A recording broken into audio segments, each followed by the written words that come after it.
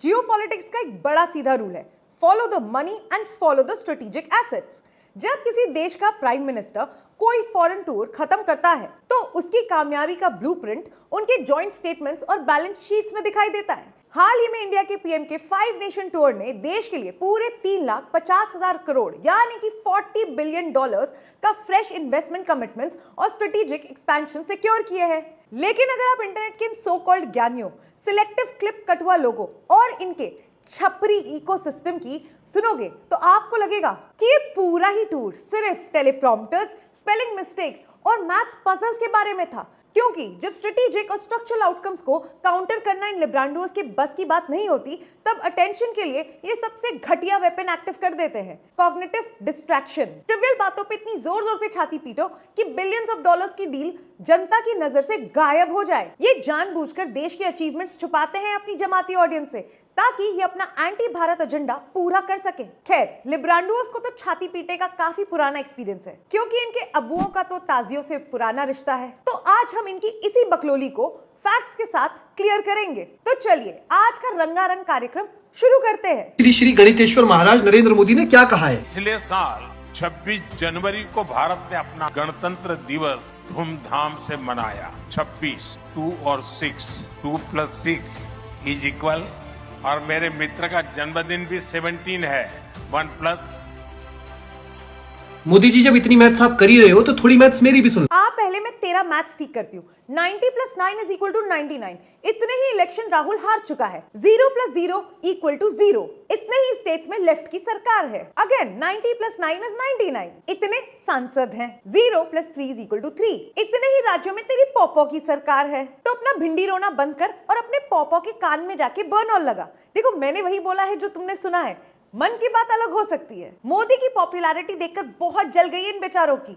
ये लिटरली एक AI generated award है जो सेशल्स के देश ने पकड़ा दिया मोदी को। मजाक नहीं कर रहा है। ये सर्टिफिकेट देखो, सेशल्स के देश की स्पेलिंग भी गलत है इस अवार्ड के सर्टिफिकेट पर। सेशल्स का guardian of the blue horizon award मिला तो ज्ञान पेला जा रहा है कि सर्टिफिकेट बनाने वाले की डिग्री फर्जी है क्योंकि वर्किंग ड्राफ्ट में एक जगह स्पेलिंग गलत है। मतलब तुमने टाइपो को पकड़ा और दिमाग में चलने लगा कि पूरा जियोपॉलिटिकल इवेंट ही फ्रॉड है। सेशल्स की खुद की मिनिस्ट्री ऑफ फॉरेन अफेयर्स ने फॉर्मली क्लैरिफाई किया है कि जो इमेज सोशल मीडिया पर लीक और सर्कुलेट हुई है वो दरअसल एक अनऑथराइज्ड वर्किंग ड्राफ्ट कॉपी थी। वर्किंग ड्राफ्ट यानी कि एक वर्क इन प्रोग्रेस डॉक्यूमेंट, समझे? उनकी फॉरेन मिनिस्ट्री ने इस ड्राफ्ट एरर पर रिग्रेट जताया और अवार्ड को 100% जेन्युइन बताया।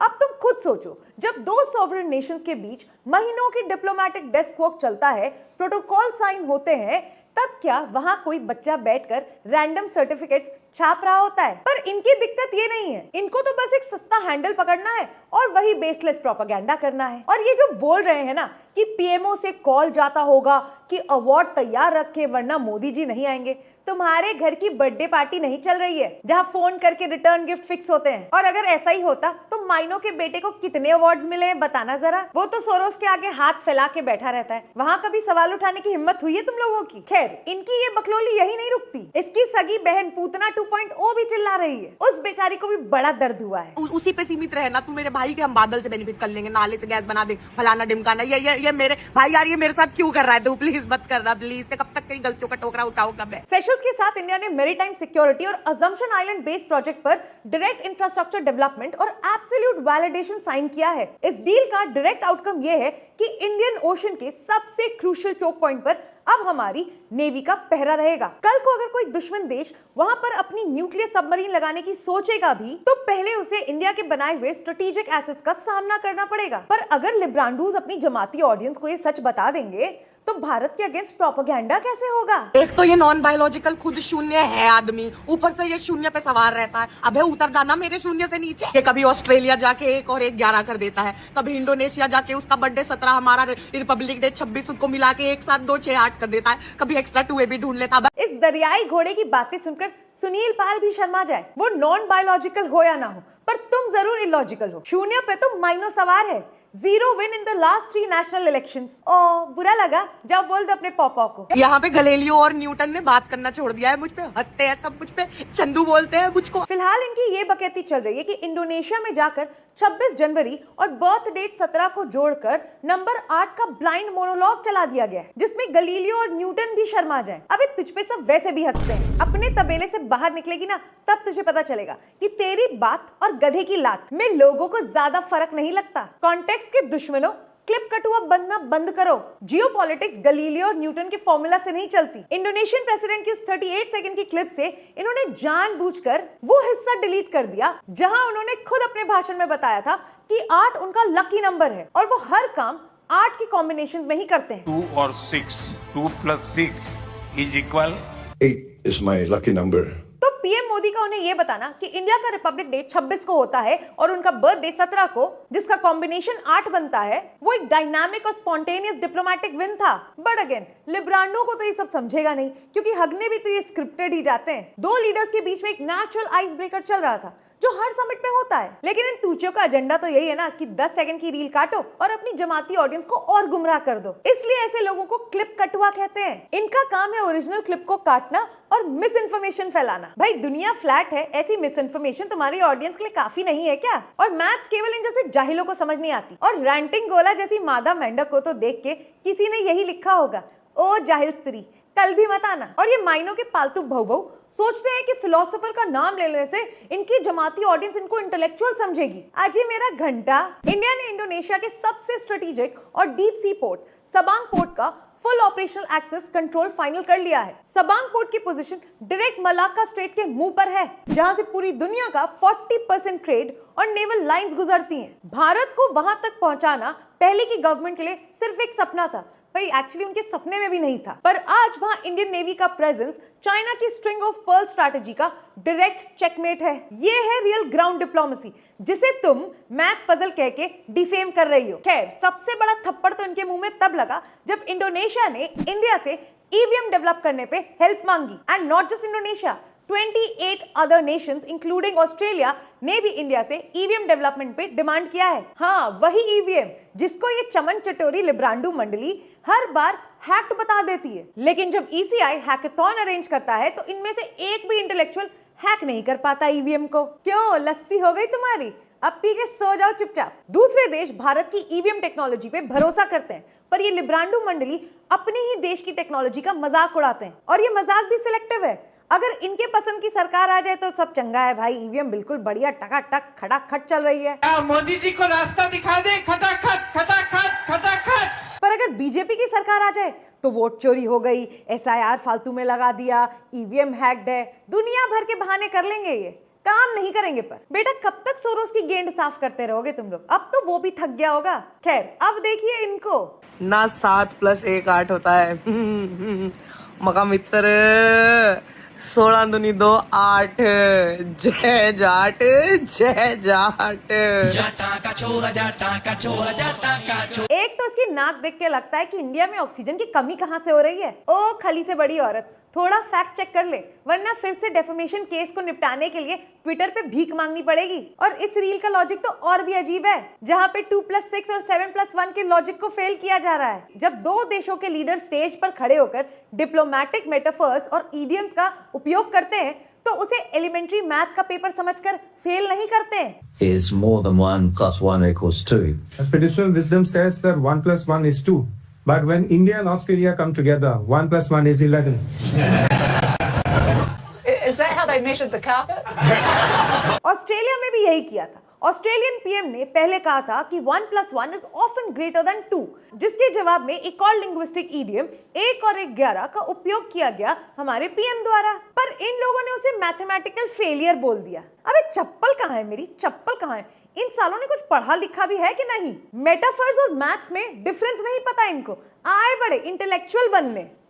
भक इनको कोई समझाओ कि डिप्लोमेसी में शब्दों का डेप्थ देखा जाता है, तीसरी कक्षा का जोड़ घटाव नहीं। यही होता है जब सुबह सुबह भांग का हलवा और 5 पूड़ी लपेट लो, फिर दिन भर ऐसे ही टट्टी बातें निकलती हैं मुंह से। देश की तरक्की से ध्यान भटकाने के लिए तुम ये जो सस्ते टैक्टिक्स यूज करते हो ना, वो अब चलने नहीं वाले। अब तो सुधर जा, वरना ट्विटर पे लोगों से फिर से भीख मांगनी पड़ेगी अपनी लीगल फीस चुकाने के लिए। खैर ऐसे जाहिल लोगों से क्या ही एक्सपेक्टेशंस रख सकते हैं हम, जिनको अपने परमानेंट पॉपो का नाम तक ना पता हो। और छोरा जाट का कम गाया कर तू, जाटों ने सुन लिया ना तो मौत से पहले लाठी आएगी।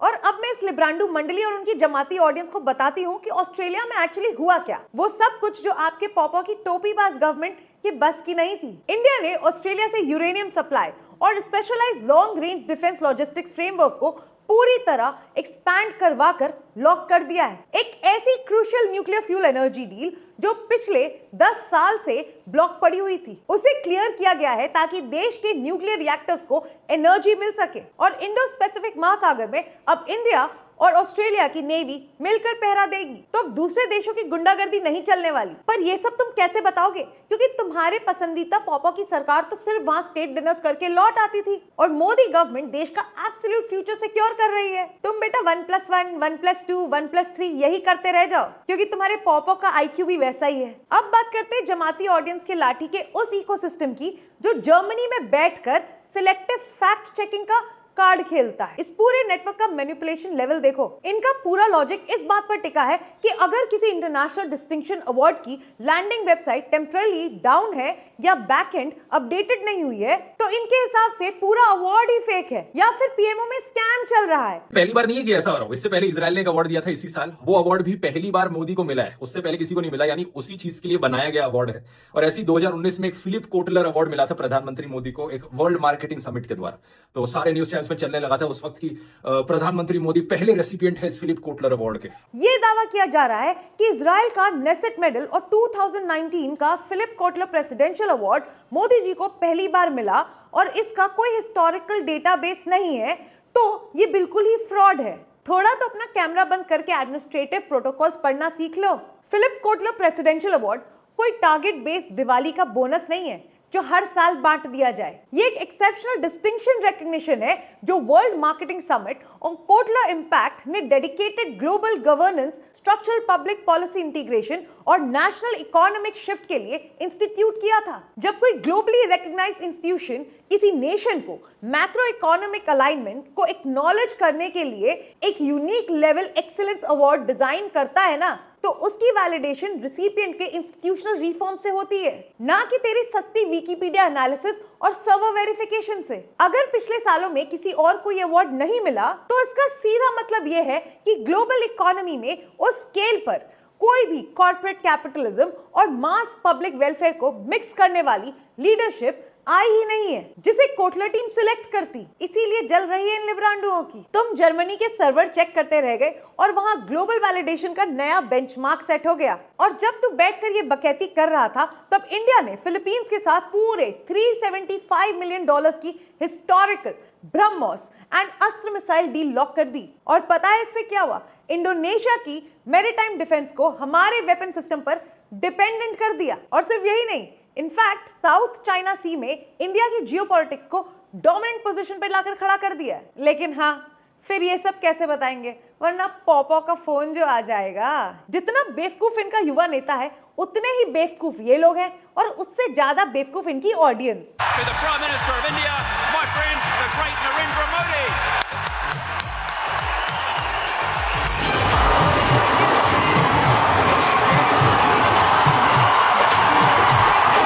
This video is the evidence of popularity and respect that Modi ji govern internationally. यही सब देख के समझ आता है कि बर्नॉल का स्टॉक पीएम मोदी के हर इंटरनेशनल ट्रिप के बाद इतना अचानक बढ़ क्यों जाता है। और ये सिर्फ बोलने वाली बात नहीं है, न्यूजीलैंड के साथ हमारी स्ट्रेटेजिक डील इसका एविडेंस है। न्यूजीलैंड के साथ इंडिया ने high level strategic bilateral framework finalise किया है, जिसमें digital trade route integration, technology infrastructure को प्रोडक्शन और क्लीन एनर्जी ट्रांसफर फ्रेमवर्क को फॉर्मली लॉक किया गया है। दोनों सॉवरेन देशों के बीच कस्टम क्लियरेंस ऑटोमेशन और cross border trade operational speed को डबल करने के लिए क्रिटिकल ट्रेड प्रोटोकॉल एग्रीमेंट्स पर वैलिडेशन हो चुकी है, ताकि इंडो स्पेसिफिक एनर्जी और मार्केट लेआउट को कंप्लीट वैलिडेशन दी जा सके। साथ ही यूएई के साथ एडवांस्ड एरोस्पेस कोलैबोरेशन और एडनॉक के साथ साइन कॉन्ट्रैक्ट लॉक हुआ है, जो 30 million barrels crude oil India के स्ट्रेटेजिक रिजर्व्स में सेफ स्टोर करने की सिक्योरिटी देता है। और इसकी बजट फाइल ये है, आप इंटरेस्टेड हो तो पढ़ सकते हो।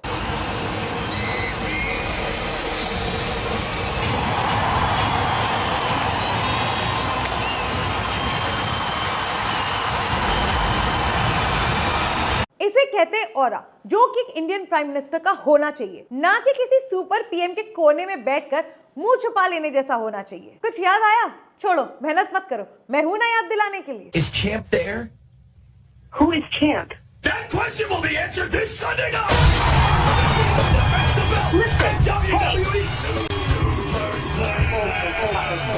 Hey, sir. अगर किसी में दम हो तो बता देना कि इसमें से पीएम कौन है। आज वहां का स्टेट लीडरशिप खड़ा होकर इंडिया के पीएम को सल्यूट करता है, तो इनकी छाती पर सांप तो लौटेंगे ही। खैर, अब उन लोगों की बात जो हर चीज को पेड क्राउड बोलकर अपना दिल बहला लेते हैं। एक अफवाह चलाई जा रही है कि मेलबर्न के मार्वल स्टेडियम में जो भीड़ आई थी वो सब फ्री करी और रोटी के लिए आई थी। भीड़ को पेड बोलने की इनकी पुरानी आदत है, क्योंकि खुद के प्रोटेस्ट में तो कुत्ते मूतने भी नहीं आते। तुम एक काम क्यों नहीं करते, जाके उस वांगचुक को कुछ खिला क्यों नहीं देते? वरना एक तूचिए के फेम के चक्कर में एक वानाबी एक्टिविस्ट मारा जाएगा और तुम्हारे पेड क्राउड वाले नैरेटिव का मार्वल स्टेडियम के प्रीमियर ने लाइव ब्रेक डाउन कर दिया है। देखो देखो। India is not just a country we trade with, it is a country we trust. And let me say this to Victoria's great, strong Indian community who are here tonight. You are welcome here. Your children never have to choose between being proudly Indian and proudly Victorian. Because in this state, you can be both. सुना, मजा तो बहुत आया होगा। हमें तुम लोगों को तो जलन से पीड़ा हो रही होगी। इस जलन के वजह से ही तो तुम व्हाइट नेशनल्स के एक रेसिस्ट मीम को शेयर कर करके बहुत खुश हो रहे हो और इंडियन डायस्पोरा का मजाक उड़ा रहे हो। बेटा, हर इंडियन डायस्पोरा ना तुम्हारी तरफ फुकरा टिकटॉकिया नहीं होता। जिन लोगों को तुम फ्री करी रोटी खाने आए बोल रहे हो ना, वो $300 की टिकट खरीद के आए थे। तुम्हारे प्रोटेस्ट में तिलचट्टे जैसे जुनैद भाई का थुका हुआ फ्री का खाना खाने आते हैं, वैसा नहीं है Indian diaspora. Prime Minister Modi, it is my honour.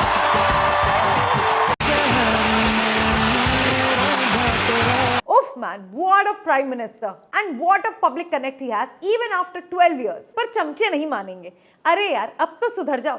कब तक माइनों का हाथ चाटते रहोगे? कम से कम कभी तो सच का पर्दा सामने रखो। मुंह बालों के नीचे छुपा लेने से अंधेरा नहीं हो जाता। चलो उन हैंडल्स को भी चेक करते हैं जहां प्रोपेगेंडा चल रहा है कि डायस्पोरा सिर्फ एक पॉलिटिकल प्रॉप है। दिमाग में भूसा भर गया है क्या? वहाँ का स्टेट खुलेआम ये बोल रहा है, Your children never have to choose between being proudly Indian and proudly Victorian. Because in this state, you can be both. देखो ध्यान से what Australian Prime Minister is saying. India, of course, has the largest population in the world, but it will also grow to be the third largest economy in the world over this decade. That is an extraordinary opportunity for us in our region. We're a Pacific nation, but we are also an Indian Ocean nation as well. ये होता है civilisational respect को embrace करना। पर इनकी सस्ती tool kit का एक और बड़ा हिस्सा उन क्लिप्स में दिखाई देता है जहां फॉरेन विजिट्स के दौरान होने वाले इंडियन कल्चरल परफॉर्मेंसेस को टारगेट किया जाता है। इन इवेंट्स को ये लोग प्रोपेगेंडा, नौटंकी, यहाँ तक कि मिडीवियल किंग डिमांडिंग मुजरा जैसे घिनौने वर्ड से फ्रेम करते हैं। इंडियन कल्चरल परफॉर्मेंसेस इनके लिए नौटंकी है और इनका वो विजेता हगैया जो स्टेज पे चढ़ के न जाने कैसे बरसाती मेंढक की तरह नाचता है और वो जलेबी बाई कॉकरोच न जाने क्या क्या करती है, वो सब तो इनके लिए माइकल जैक्सन का लाइव कॉन्सर्ट जैसा है? इन्हें दिक्कत है कि भारत की संस्कृति पूरे विश्व के मंच पर इस तरीके से सेलिब्रेट हो रही है। जब सॉफ्ट पावर और कल्चरल कनेक्ट बढ़ता है ना, तो ऐसे ही भीड़ आती है। फिर उन्हें बस की टिकट भेज के बुलाया नहीं जाता। तो 100 बात की एक बात, इन एंटी नेशनल्स को सिर्फ और सिर्फ भारत के अगेंस्ट बोलना है, चाहे इनकी बातों का कोई सर पैर हो या ना हो, क्योंकि इन्हें पता है कि इनकी ऑडियंस का IQ भी माइनस में ही है। तो अगर ये कुछ भी बोलेंगे तो क्या ही फर्क पड़ेगा। और यही चीज ये 2 महीने पहले भी कर चुके हैं। ओस्लो प्रेशर के दौरान एक so called Norwegian journalist Helle Lyng ने एक सीन क्रिएट करने की कोशिश की थी। तब इसी लिब्रांडो मंडली ने हेली लाइंग को अपनी नई राजमाता घोषित कर दिया था और एक थर्ड क्लास नॉर्वेजियन जर्नलिस्ट को प्रमोट करने के लिए ये अपने देश को प्रमोट करना भूल गए। After 43 years an Indian PM visited Norway और वहां ग्रीन स्ट्रेटेजिक पार्टनरशिप और मैरीटाइम डील साइन हुई है। खैर, हेली लाइंग के इस फालतू नैरेटिव को तो हमारे सिबी जॉर्ज साहब ने ऐसा धोया कि बेचारी इतनी तकलीफ में आ गई थी कि बैठा नहीं गया उससे पूरा उत्तर सुनने तक भी, तुरंत कट ली वहां से। खैर, इस third class C grade journalist के पूरे फॉल्स प्रोपागेंडा और नैरेटिव पे मैं एक डिटेल्ड वीडियो बना चुकी हूँ, लिंक मैं डिस्क्रिप्शन में दे दूंगी, तुम जाके उसे देख सकते हो। डोमेस्टिक मुद्दों पर हम सवाल पूछेंगे क्योंकि हम इसी मिट्टी के नागरिक हैं। लेकिन जब तुम सोरोस से पैसा लेकर अपने देश की राइजिंग ग्लोबल पावर को क्रिटिसाइज करते हो या फर्जी बोलते हो, तो तुम किसी नेता का नहीं बल्कि इस मिट्टी और इसके तिरंगे के डंके का मजाक उड़ाते हो। ये लड़ाई किसी चेहरे की नहीं है, ये लड़ाई सिविलाइजेशनल कॉन्फिडेंस की है जो आज 7 समुंदर पार ऑस्ट्रेलिया के एक बड़े स्टेडियम में भारत माता की जय की गूंज बनकर सुनाई देता है। जब एक विदेशी धरती पे पूरा देश खड़े होके हमारे देश के सम्मान में तालियां बजाता है तो उससे हमारा सर फख्र से ऊंचा होता है। फैसला अब आपका है कि आपको ऐसे प्रोपेगेंडिस्ट लोगों की बातों में आना है या देश हित में बात करनी है। पॉलिटिक्स अपनी जगह है, राइट विंग अपनी जगह है, लेफ्ट विंग अपनी जगह है, पर जब एक हिंदुस्तानी प्राइम मिनिस्टर दुनिया के मंच पे खड़े होकर ये दिखाता है कि भारत आज कितनी तरक्की कर चुका है, तो उस तरक्की और सम्मान पे भारत के हर एक नागरिक का हक होता है। A man holding the pride of our tricolor and is being respected by the entire world makes us all proud Indians. And thank you Modi ji for this. Jai Hind, Jai Bharat.